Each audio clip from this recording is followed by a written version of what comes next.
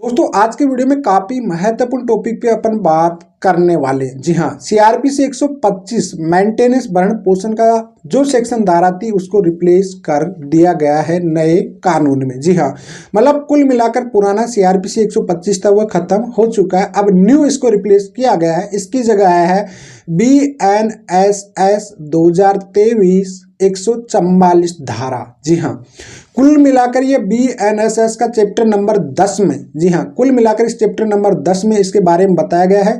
भरण पोषण किसको देना किसको नहीं देना 144 में बताया गया है। उसके /A/B/C सब कुछ में बताया गया है। 145 में इसके परिवर्तन आदेश जारी करने के इसकी जो प्रक्रिया है उसके बारे में बताया गया है। 146 में उसके जो भी आदेश होते हैं उसमें चेंजिंग करना या पति उसका मेंटेनेंस नहीं दे रहा उसके बारे में बताया गया है।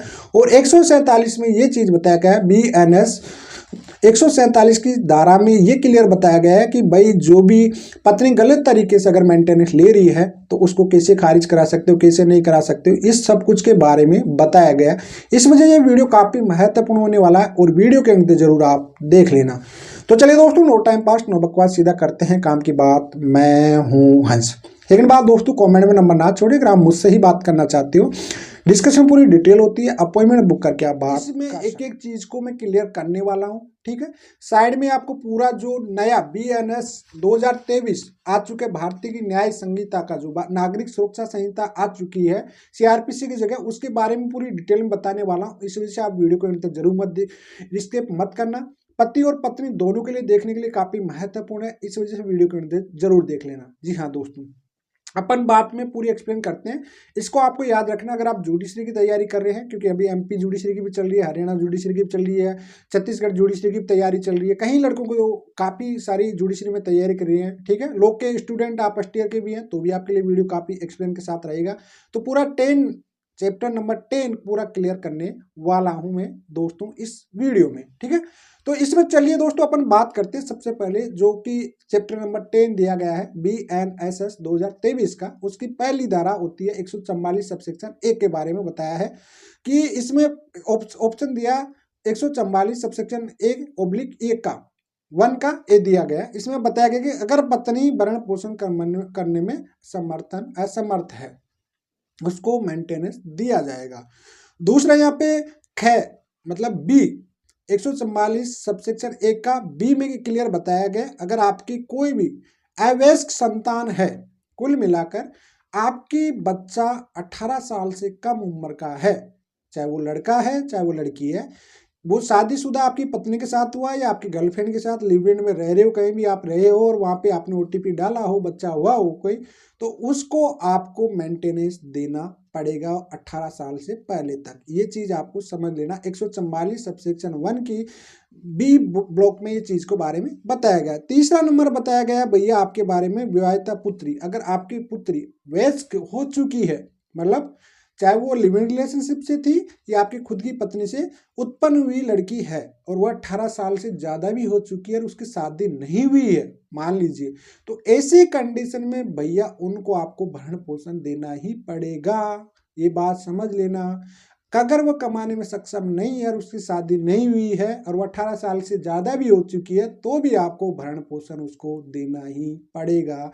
ये चीज़ आप अच्छी से समझ लेना। जी हाँ, आगे चल के इसका 144 सबसेक्शन 1 का डी क्या कहता है इसके बारे में अपन जानते हैं। अपने माता पिता को जो अपना भरण पोषण करने में असमर्थ है, जी हाँ, उपेक्षा करता है, भरण पोषण के इनकार करता है, तो प्रथम वर्ग मजिस्ट्रेट ऐसी उपेक्षा या इनकार के साबित हो जाने पर ऐसे व्यक्ति को यह आदेश दे सकता है कि वह अपनी पत्नी या ऐसी संतान पिता या माता भरण पोषण ऐसी मासिक दर पर जिसे मजिस्ट्रेट ठीक समझे मासिक भत्ता दे सकते हुए भत्ते का संदाय ऐसे व्यक्ति को करेगा जिसको सदस्य करने का मजिस्ट्रेट के समय समय पर निर्देश भी देता रहेगा। ये बात आप समझ लेना। हाँ जी हाँ, जितना भी आपका माता पिता है, आपकी पत्नी है, आपकी संतान है, 144/1 की /D में ये क्लियरली बताया गया कि मजिस्ट्रेट प्रथम वर्ग क्लास के मजिस्ट्रेट के पास ये पावर रहेगा कि भाई आपके जो भी है, आपकी जो भी इनकम सोर्स है उसका एक पार्ट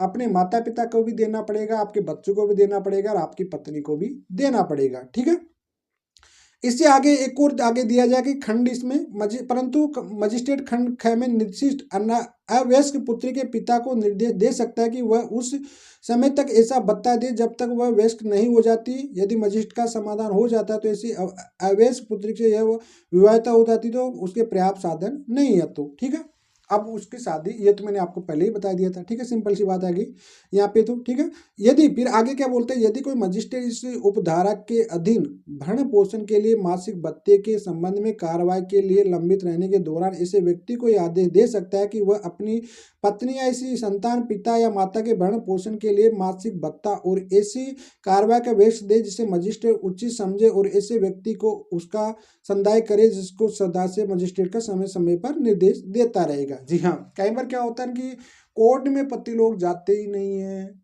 नोटिस तामील कर लिया लेकिन जा नहीं रहे, तो अपने विवेक के अनुसार जो भी पत्नी ने लिखा उसके अनुसार भैया उसका मेंटेनेंस या माता पिता ने जितना मांगा उतना अपने विवेक के अनुसार दे देगा। इस वजह से आप कोर्ट की डेट को कभी भी मिस नहीं करने का। परंतु दूसरे परंतु में अधीन में अंतरिम भरण पोषण के लिए मासिक भत्ते और कार्रवाई के वयस्क को कोई आवेदन यथासंभव ऐसे व्यक्ति पर आवेदन की सूचना की तामील की तारीख से 8 दिन के भीतर निपटाया जाएगा। ये क्लियर हो गया। जी हाँ, एंट्री मेंटेनेंस को 60 दिन के अंदर टाइम लिमिटेशन यहाँ पे बन गई है, ये बात आप अच्छे से समझ लेना। जी हाँ, 60 दिन के अंदर अंदर आपका एंट्री मेंटेनेंस बन जाएगा। अब ये पूछोगे आप लोग कि कौन सी धारा में है भाई ये 60 दिन के अंदर बन जाएगा, तो ये चीज मैं आपको बता देता हूँ भैया। ये चीज आपको बोली 144/1 की उपधारा डी के अंदर ये बात बताई गई है कि एंट्री मेंटेनेंस को भैया 60 दिन के अंदर अंदर बना दिया जाएगा। जी हाँ, अब इसके आगे स्पष्टीकरण इसके बारे में देखते हैं इस अध्याय के लिए प्रयोजन के लिए। इसका जो कहते हैं वैश्य के बारे में जो बताया, वैश्य के अवैश्य के बारे में, उसमें कहते हैं ऐसा व्यक्ति जो अभिप्रीत के जिसके बारे में भारतीय वैश्यता अधिनियम 1875 के उपबंधों के अधीन यह समझा जाता है कि वह वैश्यता प्राप्त की है या नहीं की है। 6 नंबर में इसका स्पष्टीकरण मैं आपको फिर से दे देता हूं कि पत्नी के अंतर्गत ऐसी स्त्री भी है जिससे पति ने उनसे विवाह विच्छेद कर लिया है या जिससे अपनी पति से विवाह विच्छेद कर लिया है और इसे जिन्हें पुनर्विवाह नहीं किया है। जी हाँ, कई महिलाएं जो कुल मिला के इसमें स्पष्टीकरण में ये क्लियर है कि भाई अगर आपकी पत्नी है या किसी और की पत्नी भी आपके साथ रही है, कई महिलाओं को दर्द रहता है ना कि साहब बिना तलाक दूसरी महिला शादी कर लेते हैं लोग, उनको भी आपको भरण पोषण देना पड़ेगा। ये बात आप अच्छे से समझ लेना। खंड ब में बी में ये चीज आपको बताई गई है, अच्छे से समझ लेना दोस्तों। ठीक है, अब यहाँ पे आगे चलते हैं नंबर 2 में क्लियरली पहले, क्योंकि 144 सबसेक्शन 1 के बारे में ओब्लिक के 4 पार्ट है उसको मैं आपको बताया।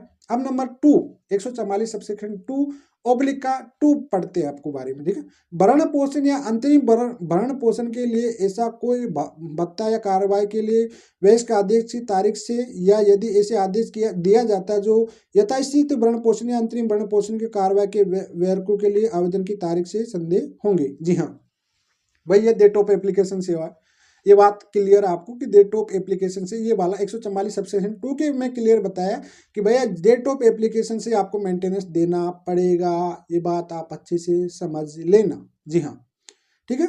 अब इसका 144 सबसेक्शन 3 क्लियरली क्या कहता है इसके बारे में आपको सुना देता हूं मैं। ठीक है, यदि कोई व्यक्ति जिसे आदेश दिया गया हो उस आदेश का अनुपालन करने में पर्याप्त कारण के बिना असफल रहता है तो उसे आदेश के प्रत्येक भंग के लिए कोई मजिस्ट्रेट देर रकम ऐसी रीति या दर्शन की जाने के लिए वारंट जारी कर सकता है। ऐसी नीति जुर्माने के उत्तीर्ण करने के लिए उपस्थित हुआ वारंट निष्ठा पश्चात प्रत्येक मास से न चुकाए गए यथावधि भरण पोषण का अंतरिम भरण पोषण पूरे भत्ते और कार्रवाई के उसे किसी भाग के लिए ऐसे व्यक्ति को 1 माह तक की अवधि के लिए जेल दिया जाएगा। सिंपल समझ लो, आपको सिंपल भाषा में मैं आपको समझा देता हूं कि यहाँ पे क्लियरली बताया गया है कि अगर भाई साहब आपने मेंटेनेंस के मामले में, जी हाँ, अगर आपने नहीं देते हो तो आपका जितना भी है वारंट भी जारी हो सकता है आपके खिलाफ 144 सबसेक्शन 2 के अंदर। पहले 125 सबसेक्शन 3 में ये चीज बताई गई थी, आपको पता हो तो सीआरपीसी में था, लेकिन बीएनएस में यहाँ पे 144 सबसेक्शन 2 में ये क्लियरली बताया गया कि भाई अगर आप नहीं देते हो भरण पोषण पत्नी को या उनको आदेश होने के बाद भी, तो भाई आपको जेल जाना पड़ेगा 1 महीने के लिए, कम से कम 1 महीने के लिए आपको जेल में जाना पड़ेगा। इसमें कोई चेंजिंग नहीं हुआ, ज्यादातर चीजें चेंज नहीं हुई अगर आपने पढ़ा होगा। अब लोग जो भी बोल रहे हैं उनकी तो कुछ भी बता सकते हो, लेकिन इस चीज़ों में कोई चेंजिंग नहीं हुआ किसी भी तरह से, ठीक है। वह उससे पूर्व चुका दिया जाता तो उसे देने समय तक के लिए आवेदन दंडादेश दे सकता है। जी हाँ, मतलब मान लीजिए कि पहले उसे जज साहब मजिस्ट्रेट साहब ने नोटिस भेजा, वारंट भेजा, अगर वो थोड़ा बहुत भी दे रहा तो उसको पर्याप्त राशि को थोड़ा थोड़ा डिवाइड कर रहा तो अच्छी बात है, लेकिन वो बिल्कुल देना ही बंद कर दिया तो उसके बाद उसको नहीं होगा। लेकिन यहाँ पे धारा के अधीन एक रकम वसूली के लिए कोई वारंट तक जारी नहीं किया जाएगा, तब तक उस रकम को यथावत करने के लिए उस तारीख से जिससे वह दिए हुए 1 वर्ष की अवधि के अंदर न्यायालय में आवेदन नहीं किया हो। जी हाँ, ये समझ लेना आप।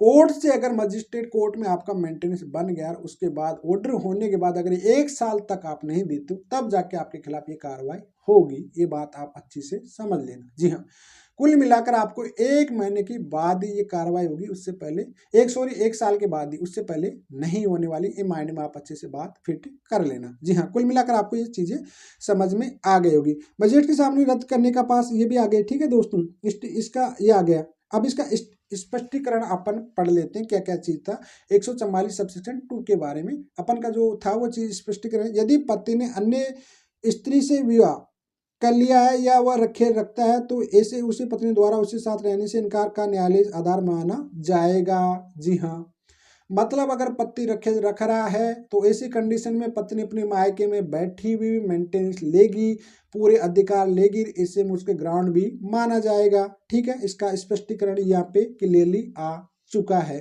ठीक है, दूसरे फोर्थ में इसमें कोई पत्नी अपनी पति से इस आधार के अधीन यथास्थिति भरण पोषण या अंतरिम भरण पोषण के लिए भत्ता और कार्रवाई के वे प्राप्त करने की हकदार न होगी यदि वह जारता की दशा में रहती है, अथवा यदि वह पर्याप्त कारणों के बिना अपने पति के साथ रहने से इनकार करती है, अथवा यह वो पारंपरिक संपत्ति से पृथक रह रही है। जी हाँ, यहाँ पे भाई साहब आपको क्लियरली 144 सबसेक्शन 2/4 में क्लियरली आपके फायदा बेनिफिट की बात है। हस्बैंड लोगों के लिए बहुत अच्छी इंपॉर्टेंट बात है यहाँ पे कि भाई आपकी पत्नी पर्याप्त कारण की बिना कारण से रह रही है तो ऐसी कंडीशन में नहीं दिया जाएगा वहाँ पे। ठीक है, ये एक सिंपल है, आपको 125 सबसेक्शन 4 में ये चीजें थी वहाँ पे भी। ठीक है, यहाँ पे 144 सबसेक्शन 2 के /4 में दी गई यहाँ पे। ठीक है, ज्यादा परिवर्तन नहीं आया, लेकिन यहाँ पे अब पत्नी को ग्राउंड बताना पड़ेगा कि आप क्यों पति से दूर रह रही हो, आपके पास क्या कारण है कि पति क्यों दूर रह रही हो। पहले बता दी जाती थी पत्नियां कि नहीं जी हमको तो मारपीट करता है, डोरी करता है, उधर केस लगा देती थी, आरोप के चलता था, एंट्री बन जाता था। लेकिन अब ऐसा नहीं है, आपको साबित करना ही पड़ेगा, तभी जाके आपका मामला सेट होने वाला है, अन्यथा आपका मामला सेट नहीं हो पाएगा।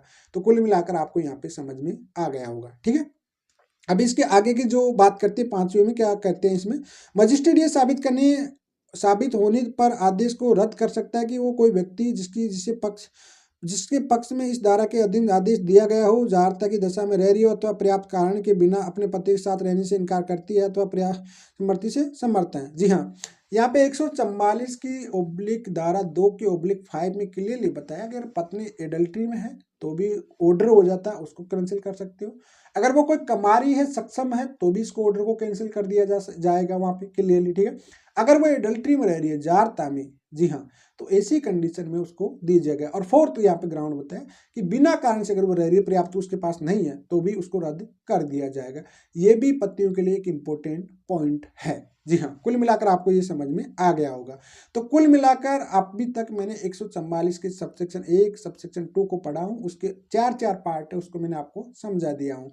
आगे बात करते हैं 145 के बारे में। जी हाँ, 145 के बारे में, किसी व्यक्ति ने विरुद्ध धारा 144 के दिन कार्रवाई किसी ऐसे जिले में की जा सकती है। अब 145 के बारे में कहाँ पे केस होगा, कहाँ पे नहीं होगा, इसके बारे में पूरी डिटेल में बताया गया है। इस वजह से ये वीडियो आपके लिए काफी महत्वपूर्ण होने वाला है। जी हाँ, अब 145 सबसेक्शन ओम के बारे में क्या बता रहा, जहां वहां अथवा पहला या ख में जहां या उसकी पत्नी निवास करती है अथवा जहां उसने अंतिम बार यथावस्थी अपनी पत्नी के साथ या संतान के साथ माता पिता के साथ निवास किया है। मतलब जहां पे पत्नी रह रही है प्रेजेंट टाइम में, ठीक है, जहां वह है, अथवा प्रेजेंट टाइम में जो है वहां पे मतलब मायके में, या जहां पे वो लास्ट टाइम दोनों एक साथ रहे थे वहां पे भी वो कर सकती है। ठीक है, जहां पे उनके बच्चे पैदा हुए थे वहां पे भी वह केस कर सकती है। ठीक है, तो वहां पे माता के साथ निवास करती है, जहां वह अंतिम बार अपने बच्चों के साथ जो भी रह रहे हैं वो अपनी माता के साथ रह रहे हैं, वहां पे भी आप इसको वहां पे कर सकते हैं। ठीक है, ऐसी कार्रवाई में सब साक्ष्य ऐसे व्यक्ति के उपस्थिति में जिसके विरुद्ध भरण पोषण के लिए मुद्रा संद्राय का आदेश देना की स्थापना करेगा, अथवा व्यक्ति विवेक हाजिरी की अवधि दी गई है अथवा प्लीडर में जियाएगा, ऐसी रीति रिवाज में लिखने के लिए सामने किया जाएगा। परंतु यदि मजिस्ट्रेट का समाधान हो जाए कि ऐसा व्यक्ति जिसे विरुद्ध भरण पोषण के लिए संपदा आदेश की देने की प्रसन्नता तामिल या जानबूझकर बच रहा है, तो अथवा न्यायालय में हाजिर होने से में जानबूझकर उपेक्षा कर रहा है, तो मजिस्ट्रेट मामले को एक पक्षीय रूप से सुनने के अवरोध के लिए अवसर हो सकता है, और ऐसे दिया गया कोई आदेश उसकी तारीख से 3 माह के अंदर किसी गए को दर्शित अच्छित कारण से निबंधित के अधीन अत्र विरुद्ध पक्षकार कार्यों खर्चादार के लिए नियंत्रण बंद है, जिसे मजिस्ट्रेट न्यायाधीश को उचित समझे आधारित किया जाएगा। जी हाँ, मतलब यहाँ पे अगर आप कोर्ट में 3 महीने तक नहीं जाते हो तो एक्सपायरी ऑर्डर हो जाएगा, इसमें ज़्यादा चेंजिंग नहीं है। धारा 144 के अधीन आवेदन को कार्रवाई करने के न्यायालय में शक्ति होगी, वह खर्चों के बारे में ऐसा आदेश दिया न्याय संगत के अनुसार दे दिया जाएगा। यहाँ पे ये पास न्यायालय के पास ही रहेगा, जज साहब के पास रहेगा, वह एंट्री वाला तो वही मामला है, ज़्यादा चेंजिंग नहीं है। 145 मैंने आपको पढ़ दिया, ज़्यादा नहीं है, 2 ये ओब्लिक है इसमें, उसको पढ़ दिया मैं पूरी तरह से। अब ओब्लिक 146 के बारे में और पढ़ देते हैं दोस्तों। जी हाँ, धारा 144 के आदेश भरण पोषण या अंतरिम भरण पोषण के लिए मासिक भत्ता पाने वाले यथावस्थी अपनी पत्नी, संतान, पिता, माता पिता भरण पोषण, अंतिम भरण पोषण मासिक भत्ता देने की धारा अधीन अधिष्ट व्यक्ति की परिस्थितियों को तब्दील दाबिल हो जाती है। स्थापित भरण पोषण अंतिम भरण पोषण के लिए भत्ते की ऐसा प्रयत्न कर सकता है जो वह ठीक समझे। जी हाँ, मतलब 144 धारा 146 की धारा में BNS के 146 में जो परिवर्तन चेंजिंग किया जाएगा कि पति आज कमा रहा है कल नहीं कमा रहा, उस चीज को चेंजिंग किया जाएगा, तो इसका आदेश 146 की सबसेक्शन ए में क्लियरली बताया गया है कि आज पति कमा रहा है कल नहीं कमा पा रहा, तो ऐसी कंडीशन में उसमें चेंजिंग भी कर दिया जाएगा। तो आपको इसकी ज्यादा टेंशन नहीं लेने का, ठीक है। आपको आगे चल के इसके बारे में और बताते हैं आपको, ठीक है। मान लीजिए जहां मजिस्ट्रेट को यह बता दिया जाएगा, ठीक है। आदेश स्त्री जहां पक्ष में लिया गया जिसके पति ने वह विवाह विच्छेद कर लिया, जिससे वह अपनी विवाह विच्छेद कर लिया, जहां से मजिस्ट्रेट का इसके बारे में नहीं बताया गया, ठीक है, यहाँ पे कर दिया जाएगा। अब देखो यहाँ पे कई सारी चीजों का इसमें धनराशि प्राप्त कर ली हो, यहाँ पे उस स्त्री ने पति से विवाह विच्छेद कर लिया हो जो उसकी राशि के बारे में प्रयुक्त, अगर मान लीजिए वन टाइम एलिमनी डिसाइड हो गई आपकी पति और पत्नी की दोनों की, ठीक है, तो ऐसी कंडीशन में अगर पत्नी वापस मेंटेनेंस का केस करती तो वो मान्य नहीं होने वाली। जी हाँ, ये क्लियरली आपको समझ में आ जाना चाहिए, ठीक है। उस स्त्री का अपने पति से विवाह विच्छेद प्राप्त कर लिया जिससे उसने अपने विवाह विच्छेद पश्चात अपनी स्थितियों भरण पोषण के आधारों पर किसी भरण पोषण देने की ऐसी स्थिति में जिसकी धारा 100 अधीन भरण पोषण के उसके लिए दिया गया है तो उसे नहीं होगा। अब 147 के बारे में अपन पढ़ लेते हैं, लास्ट वाला है इसमें। यथास्थिति भरण पोषण या अंतरिम भरण पोषण कार्यवाहियों के वयस्कों के आदेश के प्रति उस व्यक्ति को जिसके पक्ष में वह दिया गया है उसे संरक्षण हो यदि कोई हो, या उसे व्यक्ति को जिसे यथावधि भरण पोषण भत्ता या भरण पोषण के लिए माता पिता कार्रवाई के लिए व्यस्त किया जाना चाहिए, निःशुल्क दी जाएगी। ऐसी आदेश का प्रवर्तन किसी भी ऐसे स्थान से जहां वह व्यक्ति जिसके विरुद्ध वह आदेश किया गया हो, जिसे मजिस्ट्रेट द्वारा पक्षकारों को पहचान के बारे में या यथावस्थी भत्ते के बारे में बताया गया मजिस्ट्रेट समाधान जाने से प्राप्त किया जा सकता हो। जी हाँ, कुल मिलाकर इसमें 4 ओब्लिक सेक्शन बारे में बताया गया है आपको, ठीक है।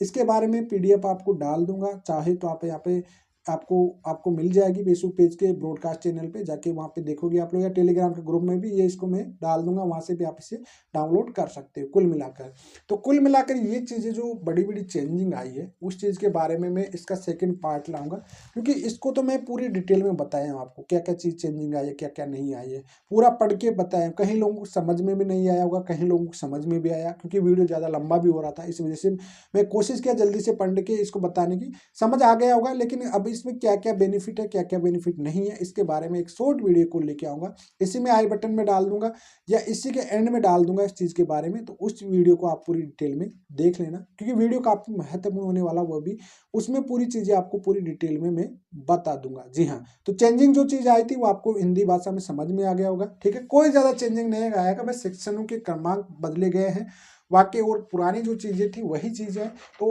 अब बस वही चीज़ें हैं। लेकिन आज की डेट पे क्या कर रहा है कि शॉर्ट में लोग कुछ ना कुछ पॉइंट डालते रहते हैं, कुछ ना कुछ चीज़ें डालते रहते हैं, जिससे आप भ्रम में चले जाते हो। इस वजह से आपको पूरी डिटेल में वीडियो देखना चाहिए, पूरी डिटेल में वीडियो समझोगे तभी जाके आपको समझ आएगा, अन्यथा आपको कुछ भी समझ में नहीं आने वाला है। जी हाँ, कुल मिलाकर आपको समझ में आ गया होगा। अब आगे चलकर अपन इस पर डिटेल में अपन बात करने वाले हैं। आज के वीडियो अगला पार्ट में लेके आऊँगा जिसमें आपको पूरा मैं बता दूंगा। तो चलिए दोस्तों, आज के लिए इतना ही। जय हिंद, वंदे मातरम। दोस्तों अगर आपके कोई भी डाउट रहते हैं तो कमेंट में आप छोड़